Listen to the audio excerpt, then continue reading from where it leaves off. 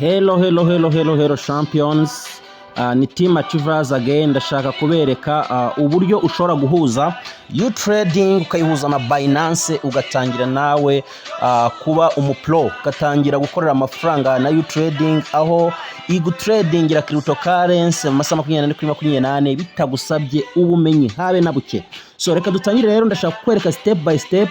Iyi video nuyibona ntuzongera kugira ikibazo, ntuzongera kubaza, kandi niba ushaka kuntera inkunga ndagira ngo ukande subscribe na notification. Ibyo ngibyo rwose birabibaye, usharinge iyi video ku nshuti zawe ushaka ko zigira ubumenyi kuri trading, ndetse n'andi ma video azajya agenda bagiraho yigisha uburyo wakora amafaranga online, uburyo bwose butandukanye. Twagiye rero mbere na mbere, icyo ukora ugitangira, uraza ujye home, winjiye muri Binance yawe, ngira ngo murahabona, uraza ujye hano home. Nibwo buryo bwa mbere, ubwo mbega ni naho winjirira.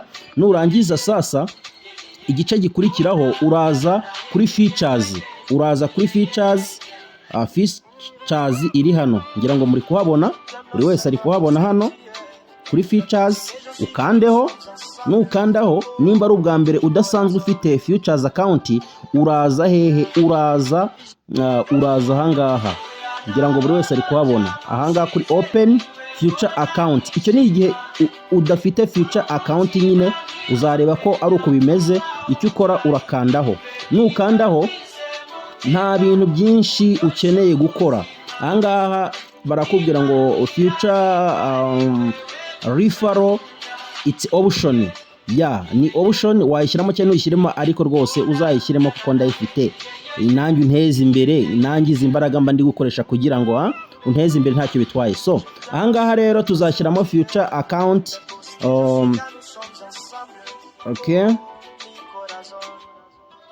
Tuzashyiramo refer. Muri kuhabona ahangaha refer yanjye ni iyi ngiyi. Reka nze nyibereke. Dore ngiyi ni 4160573556, right? Noneho tuze tuyishyiremo, niturangiza dukande kuri confirm.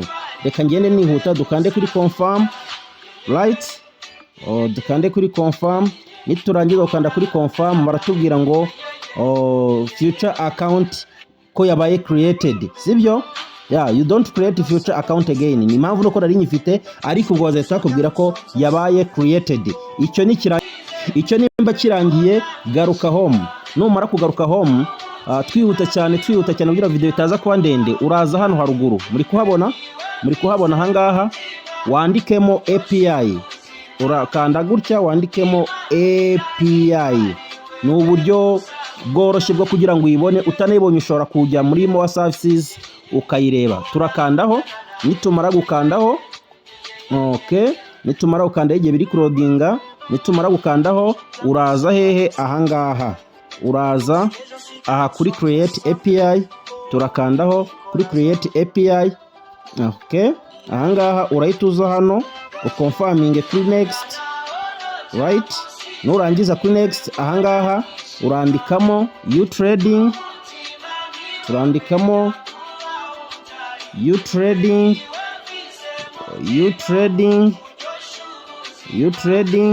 Niturangiza dukande hehe? Turakanda kuri next. Turakanda next ahangaha.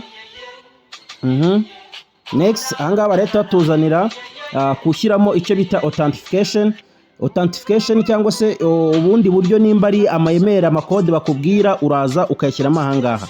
Nimba ari email ugomba gufata amakode yo kuri email no kuri telefone, uraza ukayashyiramo ahangaha. So ngewe rero ngiye kujya kuri authentication yanjye, then nzane code. Nindangiza code nyipestingemo. Ahangaha sasa turahita turamanuka tuze kuri edit, right? Tuze kuri edit. Kanda kuri edit. Numara gukanda kuri edit, urakanda hano, urakanda hano kuri kano gafresh kamanuka. Sinzi nimba muri kukabona neza, kano gafresh kamanuka niko uri bukandeho. Tugakandeho gutya.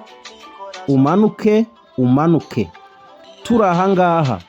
Izi step muziteho cyane. Tugiye gukopiya iyi API key, right, ndetse na secret key. Yo kopiya API key na secret key tubijyane muri uTrading. Okay, turakopiya API key tuze muri uTrading. Mbere na mbere utangirira hehe? uTrading utangirira hano kuri API binding, ndakandaho. Next step ya kabiri nze kuri import, then muri kona hano ngomba gupestinga iki? Ngomba gupestinga API key, naho ngomba gupestinga secret key. Okay, reka mpestingemo ya API key yanjye. Nimara kwipestingamo ngaruke muri Binance nkopiye secret key. Nimara gukopiya secret key ngaruke nyipestinge hehe? Aho ngomba gushyira secret key ahangaha, right? Okay, nkira ahangaha ntitanza ngakopiya aka kantu icyo bita IP address, trusted IP address. Nkanda hehe? Nkanda kuri copy guys, nkanda kuri copy. Bizere ko nta muntu bizagora. Ndakanze kuri copy. Okay, maze kuzikopiya mitangaruka muri Binance. Iyo mpageze aka kantu ni ingenzi, uraza utikinge ahangaha. Aho kugira ngo utikinge ahangaha, ahubwo uraza utikinge aha. Okay, nindangiza nikinge ahangaha. Muri kona ko hari ahantu hafungutse, muri kubibona hari ahantu hafungutse ahangaha.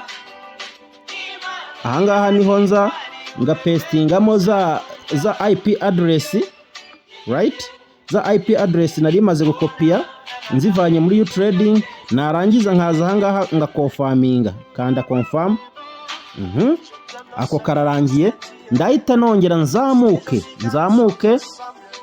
nze kwenaboringa. Ndazamuka ahangaha nze kwenaboringa cyangwa mpe uburenganzira robot icyo bita future ndetse na spot trading. Iki ngiki cyocyo gihora gitikinze ni enable to read market, to read igasoma nyine isoko, sibyo? So ahangaha rero nimba ngiye kwenaboringa ibi ngibi, icyo bivuga nuko ntabwo ndi buze kwenaboringa ibi bindi, right? Kambanza nenaboringe spot na future. Muri kubona ko hari permit universal transfer, ntabwo nyemerera gutransfera. Enable withdraw, right? Za withdraw ntabwo nyemerera gutransfera, ntabwo nyemerera icyo ari cyo cyose repay cyangwa iki, ntabwo nyemerera. Ahubwo nyemereye utuntu tubiri gusa, nyemereye enable future na enable spot, kugira ngo isome isoko rya spot n'irya future ibe yankorera trading. Niyo mpamvu mani ibintu biba byizewe. So ibi rero tubirangije duhita tuzamuka hejuru guys, step zose nizere ko mwazikurikiranye. Tukaza tugakanda kuri save kugira ngo dusoze deal. Iyo dukanze kuri save bahita batuzanira nanone authentication cyangwa se aho dushyira amakode kugira ngo tubyemeze. Ndajya kuri authentication yanjye, nindangiza okay nikopiye. Nimara kuyikopiya nze nyipestingemo.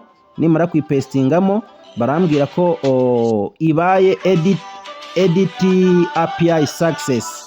Ndatekereza buri wese yabonye.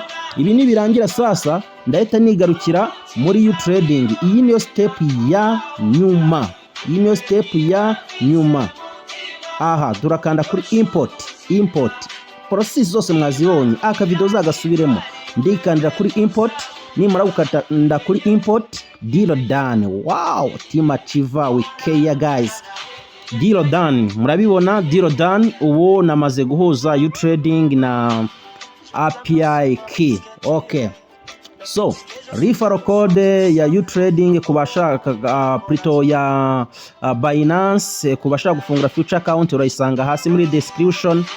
Link ya Telegram yanjye, link ya WhatsApp, telephone number, ibyo byose, link ya YouTrading ushobora kwiyaregistera ukanyandikira nkakuyobora nkagufasha nkagutraininga, aho ku madolari yawe nk'150 ushobora gutangira gukora na YouTrading, kandi ku munsi rwose hagati y'amadolari 2 n'amadolari 10 akaba yakinja ndetse akaba yanarenga, ugahindura ubuzima guys. Nta bwenge bwinshi bigusaba, ahubwo icyambere no gufata umwanzuro. So ntibagirwe rero gukora subscribe, like, share, comment, icyo wanyunguraho, icyo wifuza ko ubutaha naza kuganirizaho, n'ibindi byinshi bitandukanye. I'm ready, I'm working for you guys. Thank you so much. Team Achiever, we care.